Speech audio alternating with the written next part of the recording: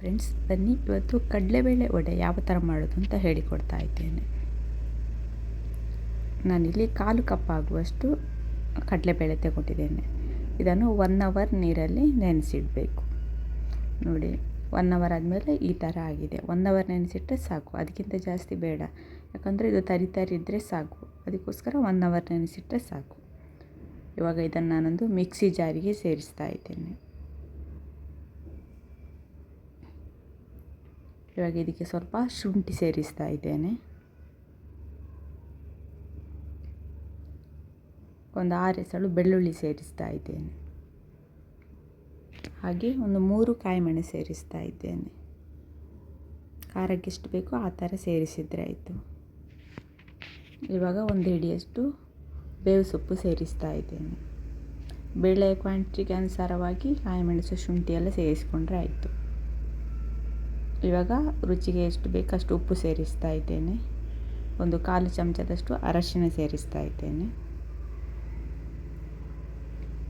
ಇವಾಗ 1 ಚಮಚದಷ್ಟು ಜೀರಿಗೆ ಸೇರಿಸ್ತಾ ಇದ್ದೇನೆ.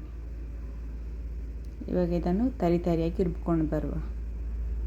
ನೀರು ಸೇರಿಸಬೇಕಂತಿಲ್ಲ, ಪಲ್ಸ್ ಮೋಡಲ್ಲಿ ರುಬ್ಕೊಂಡ್ರೆ ಆಯಿತು. ನೋಡಿ, ಇವಾಗ ರೆಡಿಯಾಗಿದೆ. ನೋಡಿ, ಈ ಥರ ತರಿಯಾಗಿ ಬಂದರೆ ಆಯಿತು. ಬೇಳೆ ಸಿಗಬೇಕು. ತುಂಬ ನೈಸಾದರೆ ಅದು ಚೆನ್ನಾಗಿ ಬರುವುದಿಲ್ಲ. ತರಿಯಾಗಿ ಇರಬೇಕು ಯಾವಾಗಲೂ.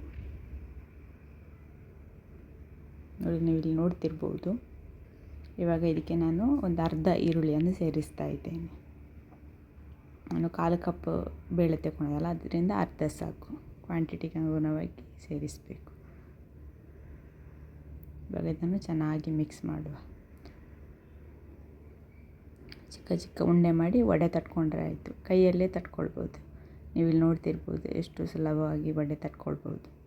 ಈ ಥರ ತಟ್ಟಿ ಆವಾಗಲೇ ಎಣ್ಣೆಗೆ ಬಿಟ್ಕೊಳ್ಬೋದು, ಅಥವಾ ತಟ್ಟಿ ಒಂದು ಪ್ಲೇಟಿಗೆ ಹಾಕಿ ಎಲ್ಲ ಸೈಡಿಗೆ ಎತ್ತಿಟ್ಟು ಆಮೇಲೆ ಎಲ್ಲ ಒಂದು ಎಣ್ಣೆಗೆ ಬಿಟ್ಕೊಳ್ಬೋದು.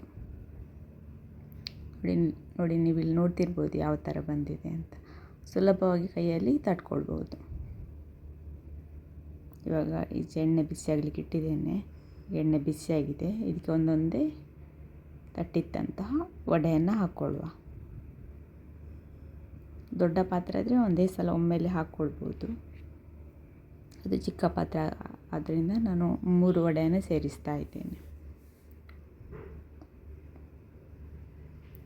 ನೋಡಿ, ಈ ಬಬಲ್ ಈಗ ಬರ್ತಾ ಇದೆಯಲ್ಲ, ಈ ಬಬಲ್ ಸಂಪೂರ್ಣವಾಗಿ ನಿಲ್ಲಬೇಕು. ಆಗ ವಡೆ ಬೇಯ್ದಿದೆ ಅಂತ ಅರ್ಥ. ಆವಾಗ ಮಿಕ್ಸ್ ಮಾಡ್ತಾ ಇರಬೇಕು. ಮೀಡಿಯಮ್ ಫ್ಲೇಮಲ್ಲಿ ಬೇಯಿಸಬೇಕು. ಲೋ ಫ್ಲೇಮಲ್ಲಿಟ್ಟರೆ ವಡೆ ಎಣ್ಣೆ ಹೀರ್ಕೊಳ್ತದೆ. ಹೈ ಫ್ಲೇಮ್ ಇಟ್ಟರೂ ಸಹ ಅದು ಕಪ್ಪಗಾಗಿ ಹೊರಗಡೆ ಕಪ್ಪಾಗಿರ್ತದೆ, ಒಳಗೆ ಬೆಂದಿರುವುದಿಲ್ಲ. ಅದಕ್ಕೋಸ್ಕರ ಮೀಡಿಯಮ್ ಫ್ಲೇಮಲ್ಲಿ ಬೇಯಿಸಬೇಕು. ಇವಾಗ ಆಲ್ಮೋಸ್ಟ್ ರೆಡಿ ಆಗ್ತಾ ಬರ್ತಿದೆ.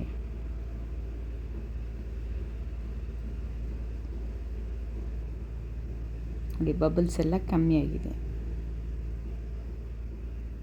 ಸಂಜೆ ಸ್ನ್ಯಾಕ್ಸ್ಗೆಲ್ಲ ನೀವು ಮಾಡ್ಕೊಂಡು ತಿನ್ಬೋದು. ನೋಡಿ, ಇವಾಗ ವಡೆ ರೆಡಿಯಾಗಿದೆ. ಚೆನ್ನಾಗಿ ಬಂದಿದೆ.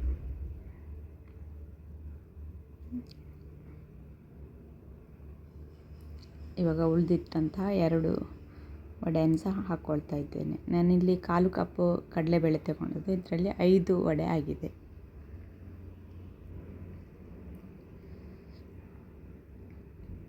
ಇದನ್ನು ಸಹ ಅದೇ ಥರ ಫ್ರೈ ಮಾಡಿದರೆ ಆಯಿತು.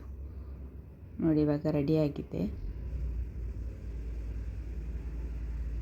ನೀವು ಸಹ ಟ್ರೈ ಮಾಡಿ ನೋಡಿ, ನಿಮ್ಮ ಮಕ್ಕಳಿಗೆಲ್ಲ ಮಾಡಿ. ವಿಡಿಯೋಕ್ಕೊಂದು ಲೈಕ್ ಕೊಡಿ ಮತ್ತು ನನ್ನ ಚಾನಲನ್ನು ಸಬ್ಸ್ಕ್ರೈಬ್ ಮಾಡಿ. ನೀವು ಸಹ ಟ್ರೈ ಮಾಡಿ ನೋಡಿ, ಹೇಗಾಗಿದೆ ಅಂತ ಕಮೆಂಟ್ ಮಾಡಿ ತಿಳಿಸಿ. ವಿಡಿಯೋ ನೋಡಿದ್ದಕ್ಕೆ ಧನ್ಯವಾದಗಳು.